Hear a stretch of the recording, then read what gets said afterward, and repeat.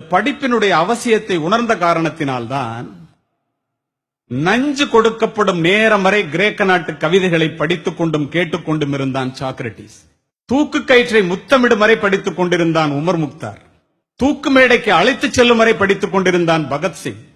படுக்கின்ற இடம் கூட படிப்பகத்திற்கு அருகாமையில் கேட்டார் அண்ணல் அம்பேத்கர். படித்துக் கொண்டிருந்த புத்தகத்தை முடித்துவிட வேண்டும் என்பதற்காக தன்னுடைய அறுவை சிகிச்சையே அடுத்த நாள் மாற்றி வைக்க சொன்னார் பேரறிஞர் அண்ணா. பயணங்களின் போது எல்லாம் படிப்பதையே தன்னுடைய வழக்கமாக கொண்டிருந்தார் பாரதத்தினுடைய முதல் பிரதமர் ஜவஹர்லால் நேரு. படித்துக் கொண்டிருந்த புத்தகத்தை முடிக்காமல் தூக்கத்தையே மறந்தவர் முன்னாள் ஜனாதிபதி ராதாகிருஷ்ணன் அவர்கள். படிப்பால் மட்டுமே பாரதத்தை பாராள வைக்க முடியும் என்று படித்து படித்து சொன்ன மகா மனிதர் திரு APJ அப்துல் கலாம். 35 ஆண்டுகள் நூலகத்திலே மூழ்கி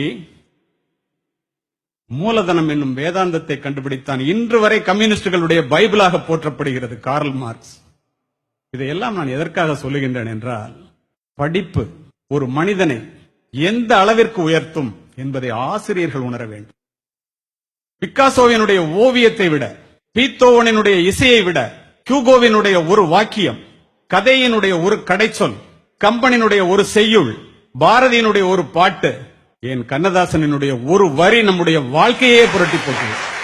அதற்காக படிக்கிறது. இரவு முழுவதும் தொழுகையில் ஈடுபடுவதை விட 1 மணி நேரம் கற்பித்தல் மேலானது என்கிறார் நபிகள் நாயகம். கற்றுக்கொள்வது மனித பண்பு, கற்றுக் கொடுப்பது மனித மாண்பு. கற்க துவங்குபவன் மாணவன், கற்றுக்கொண்டே இருப்பவன் ஆசிரியன். கற்றுக் கொடுப்பதனால் தான் ஆசிரியரை கற்றுக் கொடுப்பவர் என்று சொல்லுகின்றோம்.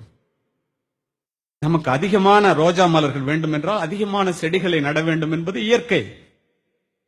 நமக்கு அதிகமான அறிவு வேண்டும் என்றால் அதிகமான புத்தகங்களை படிக்க வேண்டும். நீர் அளவே ஆகுமாம் நீராம்பல், தான் கற்ற நூல் அளவே ஆகுமாம் நுண்ணறிவு. நிறைய பட்டங்களை பெற்று தன்னுடைய பெயரை அலங்கரிப்பவர்களை விட நல்ல புத்தகங்களை படித்து தன்னுடைய மனதை அலங்கரிக்கின்ற ஆசிரியர்கள் மேன்மையானவர்கள் என்பேன்.